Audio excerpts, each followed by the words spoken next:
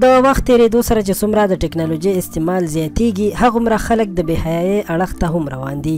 دا خبره یوازې زه نه کوم، د دې باره کې اسماعیل شاهد هم خاموشي ماته کړې او حقیقت یې بیان کړی دی.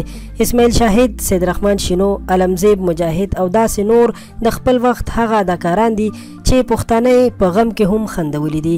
د دوی په ویډیوګانو کې به هیڅ قسم داسې حیاشي او فحاشي نه وي او ټولې ډرامې یې د پښتنو کلتور سره سمې جوړې کړي دي چې خلک یې په کورونو کې هم خپلو بچو سره ډېر په مینه باندې کتلی شي. خو اوس چې وخت بدل شوی دی، خلکو کې د حرامو او حلالو تمیز نشته او پیسو ګټلو ته یې لاس اچولی دی، نو دغه کارونه نن سبا د پښتو په ډرامو کې شروع دي. دوستانو، د پښتو په ډرامو کې به تاسو ته معلومه وي چې هر قسم بې شرمي پکې شروع ده چې د دې په باره کې د پښتنو مزاحیه اداکار او نوموړی نوم چې اسماعیل شاهد دی هغه هم خپلې خبرې شریکې کړي دي او ویلي دي چې هر څوک داسې کارونه کوي نو ښه نه کوي.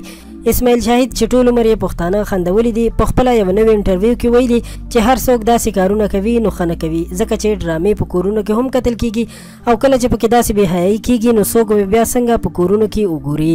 وایي چې د نن سبا ډرامو ځان سره د معیاري ډرامو مارکیټ هم خراب کړی دی او موږ چې کومې ډرامې جوړولې یا یې جوړو نو یو سبق هم لري، خو نن سبا حیاشي دومره زور اخیستی چې د ښو ډرامو انتخاب پکې ورک شوی دی. هغه ډایرکټران یا اکټران چې داسې ډرامې جوړوي نو هغوی له پکار دی چې د دې ډرامو رخ بدل کړي او یو داسې تصویر پښتنو ته وړاندې کړي چې هغوی ترې نه څه زده کړه وکړي. اسماعیل شاهد هغه اداکار دی چې په یو ځان باندې د پښتو په ډرامو کې په لسګونو مختلف کردارونه کړي دي. هغه 2 ودونه کړي خو تر اوسه دا ښکاره شوې نه ده چې د هغه بچي په ډرامو کې کار کوي او که نه، او یا به ډرامو ته راشي او که نه. ستاسو په نظر کې د اسماعیل شاهد صاحب دا خبرې څومره حقیقت لري او سمې دي او یا ورسره تاسو اتفاق لرئ او که نه؟ کمنټ کې راسره د خپلې رایې اظهار وکړئ او زموږ چینل در سره هم سبسکرایب کړئ. خوشحاله اوسئ، بریالي اوسئ.